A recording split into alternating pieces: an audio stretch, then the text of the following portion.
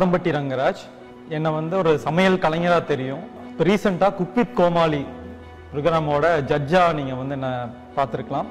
மாதம்பட்டி ரங்கராஜ் தன்னை திருமணம் செஞ்சுக்கிட்டு ஏமாற்றி விட்டதா ஜாய் கிறிசல்டா ரீசெண்டாக தான் போலீஸ் ஸ்டேஷனில் கம்ப்ளைண்ட் கொடுத்துருந்தாங்க.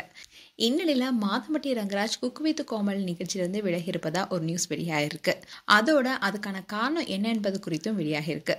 மாதம்பட்டி ரங்கராஜ் மெஹந்தி சர்க்கஸ் படத்தின் மூலமாக தான் ஹீரோவா இன்ட்ரோடியூஸ் ஆனாரு. அதுக்கப்புறமா சில படங்கள் நடிச்சாரு. அண்ட் இப்போ விஜய் டிவியில் ஒளிபரப்பாகிட்டு வர குக் வித் கோமாளி நிகழ்ச்சியில் நடுவராகவும் இருக்காரு. அதோட பல பிரபலங்களுக்கு கேட்டரிங் சர்வீஸும் பண்ணிட்டு வராரு.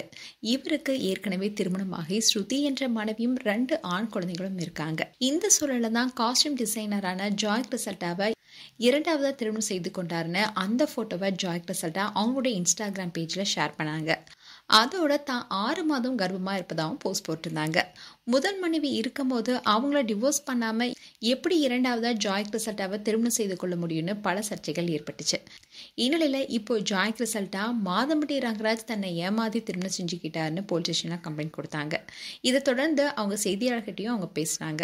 அப்போ என்னுடைய கணவர் மாதம்பட்டி ரங்கராஜ் தான், எனக்காகவும் என்னுடைய குழந்தைக்காகவும் தான் நான் வழக்கு பதிவே செஞ்சிருக்கணும். என்னோட குழந்தைக்கு அவர் தான் அப்பா. எனக்கும் அவருக்கும் சென்னையில் இருக்கிற திருவிதி அம்மன் கோவிலில் திருமணம் நடந்துச்சு. 2 ஆண்டுகள் முன்பே எங்களுக்கு திருமணம் நடந்துச்சு. நானும் அவரும் ஒரே அப்பார்ட்மெண்ட்ல தான் வாழ்ந்துட்டு வரோம். அது எல்லாருக்குமே தெரியும்.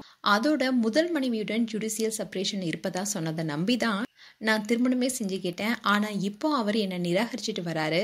அவர் கூட நான் சேர்ந்து வாழணும்னு பேசியிருந்தாங்க. இந்த விஷயம் அப்போ பேசும் பொருளாக இருந்துச்சு. அந்த விஷயமே ஓயாத நிலையில் தான் ஜாய் கிறிசல்டா மாதம்பட்டி தனக்கு அனுப்பிய வீடியோன்னு ஒரு வீடியோவை ஷேர் பண்ணாங்க.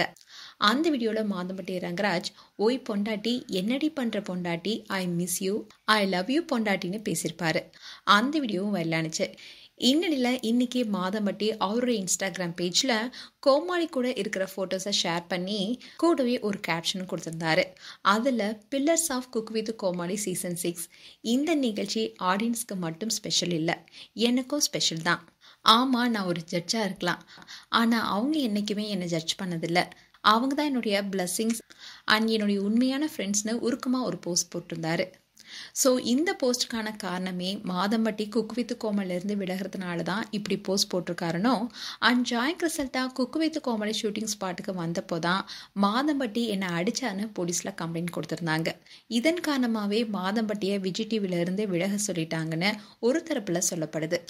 இன்னும் சில ஜாய் கிறிசல்டாவுடைய பிரச்சனைக்கு இடையில மாதம்பட்டி ரங்கராஜால குக் வித் கோமாளி நிகழ்ச்சியில் பங்கேற்க முடியலன்னு மாதம்பட்டி ரங்கராஜே விலகியிருப்பதாகவும் சொல்கிறாங்க.